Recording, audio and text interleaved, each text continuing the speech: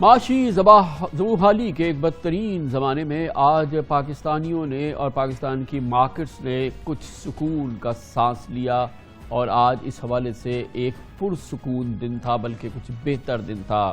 کل یہ بات واضح ہو گئی تھی کہ آئی ایم ایف کی تمام شرائط پوری ہو گئی ہیں اور اب آئی ایم ایف پروگرام کی بحالی میں کوئی مشکلات باقی نہیں ہیں اور یہ عمل اب ہو جائے گا۔ اسی کے ساتھ ساتھ یہ خبریں آئی تھیں کہ گزشتہ ماہ پاکستان کی امپورٹس میں بھی قابل ذکر کمی آئی ہے، اور اس سے جو ہمارے بیلنس آف پیمنٹ پہ پریشرز تھے اور جو ہمارے ریزروز پہ پریشر تھے، اس میں بھی کچھ بہتری کی صورتحال پیدا ہوگی۔ اسی کا نتیجہ نکلا کہ آج اچانک ایکسچینج ریٹ جس انداز سے بڑھ رہا تھا اسی انداز سے کم ہوتا ہوا نظر آیا، گو کہ آج کی جو تبدیلی تھی یہ بڑی خوشگوار تھی۔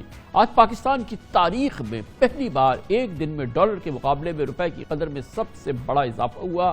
آج انٹر بینک میں ڈالر 9 روپے 58 پیسے سستا ہو کے 228 روپے 79 پیسے کا ہو گیا۔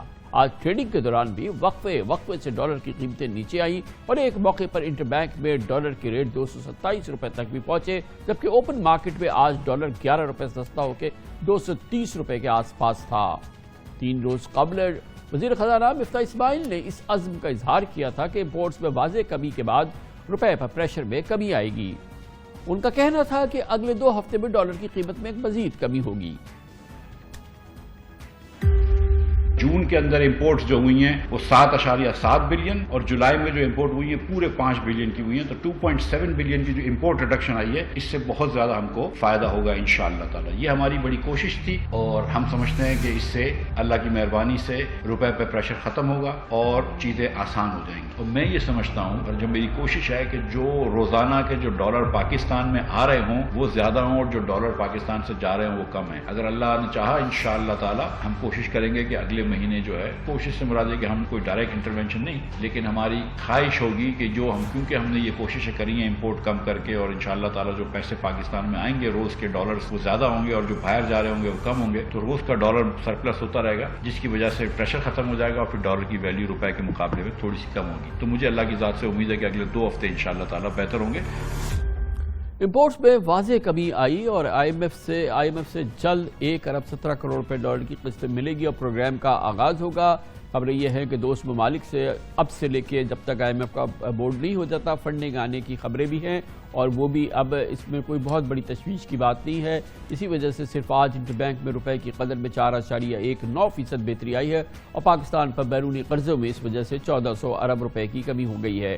پچھلے کاروباری دنوں میں ڈالر کی قیمت میں 11 روپے 15 پیسے کمی آ چکی ہے اور 28 جولائی یعنی جمعرات کو انٹر بینک میں ڈالر 239 روپے 94 پیسے 240 روپے بظاہر مانیٹر پہ یہ نظر آ رہا تھا ہو گیا تھا، کیونکہ جو کاروبار ہو رہا تھا، جو ایل سیز ریٹائر ہو رہی تھی، وہ 246 248 249 کی بھی خبر ہے، اور پھر 250 روپے کا ڈالر کی خبریں کی گونج بھی ہم سن رہے تھے۔ دراصل ڈالر کی آسمان چھوتی قیمتوں میں کمرشل بینکوں نے بھی مبینہ اجارہ داری قائم کی اور ایکسچینج ریٹ پر ناجائز منافع خوری کے ریکارڈ قائم کیے۔ بزنس کمیونٹی کی جانب سے کمرشل بینکس پر کارٹلائزیشن کے الزامات سامنے آئے۔ جس وقت انٹر بینک میں ڈالر کی قیمت 236 روپے تھی، اس وقت کمرشل بینکس امپورٹرز کو کنسائنمنٹ کی ایل سی کھولنے کے لیے 249 روپے تک ڈالر فروخت کر رہے تھے اور اندھا دھن منافع کما رہے تھے۔ اس پورے معاملے کی ہم نے تفصیلی رپورٹ تیار کی ہے، آپ دیکھیے ہمارے نمائندے خصوصی حماد عالم کی رپورٹ۔ ڈالر دھڑام سے 238 روپے 38 پیسے سے گر کر 228 روپے 79 پیسے پر آ گیا۔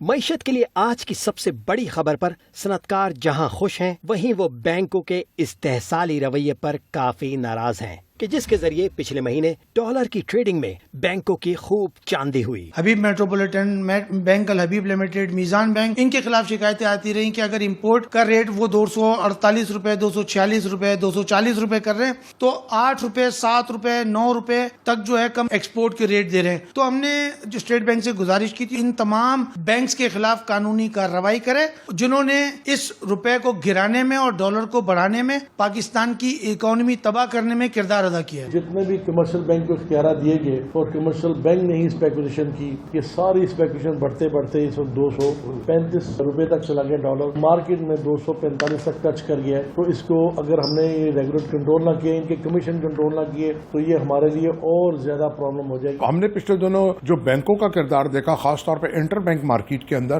وہ بہت غیر ذمہ دارانہ تھا. انہوں نے ڈالر ایکسپورٹر سے خریدا، ایکسچینج کمپنی سے خریدا 240 روپے میں، اور امپورٹر کو بیچا 255 روپے میں. بینک نے اپنے وقتی فائدے کے لیے اور جو اینٹی اسٹیٹ ایلیمنٹس ہیں، انہوں نے ملک کو ڈی اسٹیبلائز کرنے کے لیے اپنا رول ادا کیا. ہوا کچھ یوں کہ حالیہ دنوں میں جب انٹر بینک فاریکس مارکیٹ میں زبردست ہلچل مچی اور ڈالر بے لگام ہوا، تو بزنس کمیونٹی کی جانب سے یہ شکایات آنا شروع ہو گئیں کہ کمرشل بینکس ڈالر منمانے ریٹ پر خرید و فروخت کر رہے ہیں.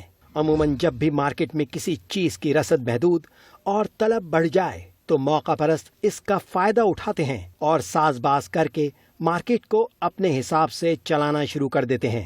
صنعت کار بتاتے ہیں کہ ایسا ہی کچھ کمرشل بینکوں نے کیا. کمپنیوں یا اداروں کو جب ڈالر کی ضرورت ہوتی ہے تو وہ اسے خریدنے کے لیے کمرشل بینکوں سے رابطہ کرتے ہیں. مثال کے طور پر اگر ایک امپورٹر کو خام مال بیرون ملک سے منگوانا ہو تو وہ مقامی بینک سے رابطہ کرتا ہے. بینک اس امپورٹر کے لیے LC یعنی لیٹر آف کریڈٹ جاری کر کے شپمنٹ کرنے والی بیرون ملک کی کمپنی کو ادائیگی کی گارنٹی دیتا ہے اور امپورٹر کنسائنمنٹ چھڑانے کے لیے ڈالر میں ہوئے سودے کی رقم روپوں میں لوٹاتا ہے. معاملہ یہ ہے کہ روپوں کے عوض ڈالر کی اس لین دین کے دوران پچھلے مہینے بینکوں نے منمانے ایکسچینج ریٹ پر ڈالر فروخت کیے. چاہے وہ میٹروپولیٹن ہو، چاہے ایلائڈ بینک ہو، کوئی بھی بینک کا آپ نام لے لیں، بینکوں نے اس میں بہت پیسہ بنایا. میں تو سمجھتا ہوں کہ جو ہے نا اس کا ایک فورینسک آڈٹ بھی ہونا چاہیے کہ کس دن کیا ریٹ تھا، انہوں نے کس ریٹ پہ انہوں نے ڈالر بیچے ہیں. میں سمجھتا ہوں state bank has to take the responsibility, اور جو جولائی میں ہوا اس کی انویسٹیگیشن بھی وہ کریں، ایک کمیٹی بنائیں. بینکس نے جو ایک کارٹل بنا کے رکھا ہوا، اور بینک کا جو ہے ان کنائونس ود ریگولیٹر بھی یہ ہوتا ہے کہ جب اگر ریگولیٹر لینین ان کو چھوڑ دیتا تو بہت زیادہ وہ آپ کو امپورٹرز کو ایکسپورٹرز کو انہوں نے لوٹا ہے. ایز اے امپورٹ کوئی چیز کر رہے تھے تو اس کی بھی کاسٹ بہت بڑھتی چلی گئی، اور جس کا الٹیمیٹ جو ایفیکٹ پڑا ہے، جو آدمی جو متاثر ہوا، وہ عام آدمی، عام غریب آدمی ہے. بینکوں نے ڈالر بیچنے میں نہ صرف امپورٹرز کو چونا لگایا بلکہ ایکسپورٹرز سے ڈالر خریدنے میں بھی ڈنڈی ماری. جتنا برا انہوں نے حال کیا ہے حبیب میٹرو نے اور بینک الحبیب نے لوگوں کے ساتھ، کہ آپ سوچ نہیں سکتے. اور میں تو سمجھتا ہوں کہ ان کے اندر کوئی درد نہیں ہے کہ ملک کا کیا حال ہو رہا ہے. سب سے زیادہ پرابلم چھوٹے ایکسپورٹرز کو تو ایسا ہوا ہے کہ ان کو 10 روپے 20 روپے ان کی 10 سے 15 روپے تک کا ان کو مار لگی ہے. گورنر نہیں ہے تو اس کا مطلب کیا ہوا؟ اسٹیٹ بینک یتیم ہے. جب اسٹیٹ بینک جو ریگولیٹری باڈی ہے وہ یتیم ہے تو بینک والے تو اپنے مزے کر رہے تھے. اس معاملے پر جب ہم نے اسٹیٹ بینک سے بطور ریگولیٹر موقف لینے کی درخواست کی تو مرکزی بینک نے کوئی جواب دینے سے معذرت کر لی. ایک کوہرام کی سی صورت ہے، افراتفری کی صورتحال ہے. پاکستان کی بزنس کمیونٹی یک زبان ہے کہ بینکوں نے ناجائز منافع خوری کی اور اس انتہائی دگرگوں اور تکلیف دہ صورتحال کو بہت ہی پیچیدہ بنایا اور مشکلات میں اضافہ کیا. بینکوں نے ناجائز منافع خوری کے تمام ریکارڈ توڑ دیے اور آپ نے اس گفتگو میں یہ تمام باتیں جو یک زبان ہے پوری کمیونٹی وہ آپ نے سنی. ان تمام موضوعات پہ پاکستان کے ایکسچینج ریٹ کا یہ زمانہ بدترین زمانوں میں سے ایک ہے. اس پر بات کرنے کے لیے ہم نے دعوت دی ہے جناب ریاض الدین صاحب کو. آپ سابق deputy governor state bank of Pakistan رہ چکے ہیں، معاشی اور مالیاتی امور کے بہت عمدہ ایکسپرٹ بھی ہیں. بہت بہت شکریہ ریاض الدین صاحب. یہ بہت ہی ایک ایسا زمانہ تھا جو پاکستان کی تاریخ میں ہم نے کم ہی دیکھا ہے جب ایکسچینج ریٹ اس طرح سے بے قابو ہوا ہے اور اس بری طریقے سے کمپلیٹلی جو ایسا لگ رہا تھا کہ یہ آؤٹ آف ہینڈ ہو رہا ہے. یہ متوقع تھی یہ صورتحال ہماری جو معاشی اور مالیاتی صورتحال تھی اس حوالے سے؟ جی کامران صاحب، میرا خیال ہے کہ اس کی سب سے بڑی وجہ یہ تھی کہ کرنٹ اکاؤنٹ کا خسارہ جو اس سال جو ختم ہوا ہے اس میں 17.4 بلین ڈالر تھا، جبکہ اس سے پچھلے سال صرف 2.8 بلین ڈالر تھا. تو یہ اتنا شدید دباؤ تھا کہ اس پورے سال میں بہت مشکل تھا کہ فارن ایکسچینج مارکیٹ جو ہے وہ ڈالر کی قیمت اوپر نہ ہونے دے. یہ بالکل لازمی تھا. اور دوسری بات یہ ہے کہ جون کے مہینے میں امپورٹس کا دباؤ بہت زیادہ آیا، اور جولائی کے مہینے میں جو آؤٹ فلوز بہت ہوئے، جو کہ نان ریزیڈنٹس ٹریجری بل میں انویسٹ کرتے ہیں، انہوں نے بہت سارا پیسہ اس میں ڈس انویسٹ کیا.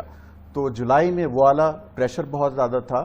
تو میرے خیال میں یہ کوئی حیرت کی بات نہیں ہے کہ ایکسچینج ریٹ پہ اتنا زیادہ دباؤ آیا. البتہ ہم یہ ضرور کہہ سکتے ہیں کہ مارکیٹ نے کچھ اوور ری ایکٹ کیا ہوگا، لیکن بنیادی اس کے جو عوامل ہیں وہ تو موجود تھے پہلے سے. تو ریاض صاحب یہ بتائیے گا کہ آپ نے سنا یہ پوری جو بزنس کمیونٹی ہے ہماری، ایک جانب تو یہ قومی مسئلہ تھا، یہ جو آپ نے ایک فنڈامنٹل ایشوز بتائے ایکسچینج ریٹ کے حوالے سے، وہ اپنی جگہ پر ہے، لیکن جب یہ چیزیں معاملات بینکوں کے پاس آ گئے تو واضح طور پہ یہ لگتا ہے کہ بینکوں نے اس کا بھرپور استعمال کیا، ناجائز منافع خوری کی، اور شاید جو گورنمنٹ نے ان کو ٹیکسز ویکسز لگا دیے ہیں مزید گزشتہ بجٹ میں، ان کو لگا کہ یہ سنہری موقع آ گیا ہے اس گیپ کو ہم پورا کریں. اور اکراس دا بورڈ ہم سن رہے ہیں، آپ نے تو یہاں حبیب میٹرو کا سنا اور بینک الحبیب کا سنا اور دوسرے بینکوں کا سنا، ہمارے تو کان سن سن کے پک گئے ہیں کہ کس طریقے سے ان لوگوں نے منافع خوری کی اور جو اسپریڈ رکھا وہ انبلیویبل تھا. میرا صرف یہ گزارش یہ ہے کہ اس موقع پہ سینٹرل بینک نے اپنا کردار ادا کیوں نہیں کیا، کیونکہ یہ کام تو اس کا تھا کہ اس کیفیت کو وہ فوراً سلب کرے، مگر اس کے باوجود ہی ہوتی رہی اور جاری رہی. کامران صاحب، اس کی بہت ہی ایک سادہ سی وجہ ہے، اس لیے کہ جب حالات اتنے خراب ہوں تو سینٹرل بینک کا جو فوکس ہے وہ فورن ایکسچینج ریزروز کو پریزرو کرنے کے لیے ہوتا ہے اور ایکسچینج ریٹ کو کنٹرول کرنے کے لیے نہیں ہوتا، کیونکہ اس کے نتائج بہت زیادہ خطرناک ہو سکتے ہیں. اگر اسٹیٹ بینک ایکسچینج ریٹ کو کنٹرول کرنے کی کوشش کرتا تو اس کو اپنے فورن ایکسچینج ریزرو جو پہلے ہی خطرناک حد تک کم سطح پہ ہیں وہ اور کم ہو جاتے، اور یہ ہمارے ملک کے لیے بے حد پریشان. لیکن یہ مجھے فرمائیے گا اپنے تجربے سے کہ کیا صرف سینٹرل بینک جو ہے وہ اپنے ریزروز کو ہی ایز اے ٹول استعمال کر سکتا ہے؟ جو اس کی ریگولیٹری پاور اور اتھارٹی ہے، جو بینکوں پر اس کی اوور سائٹ ہے اور جو اس کی ذمہ داری ہے، وہ کیوں نہیں ادا ہوئی؟ اور بینکوں کو اکراس دا بورڈ یہ جو ناجائز انہوں نے منافع خوری کی اور پاکستان کو اس طریقے سے پاکستان کے کاروبار اور بزنس کو ایکسپلائٹ کیا اس پورے معاملے میں، اس ایکسچینج ریٹ کو، تو میرا یہ تھا کہ ان کو پینلائز ہونا چاہیے تھا، ان کو روکنا چاہیے تھا، ان کو پابند کرنا چاہیے تھا، اور جو بھی طریقہ کار ہوتے. ایکسچینج ریٹ میرے حساب سے جو سینٹرل بینک تھا اس کی فوکس تھی ایکسچینج کمپنیز، جبکہ بینکوں نے ونڈ فال کمانا شروع کر دیا.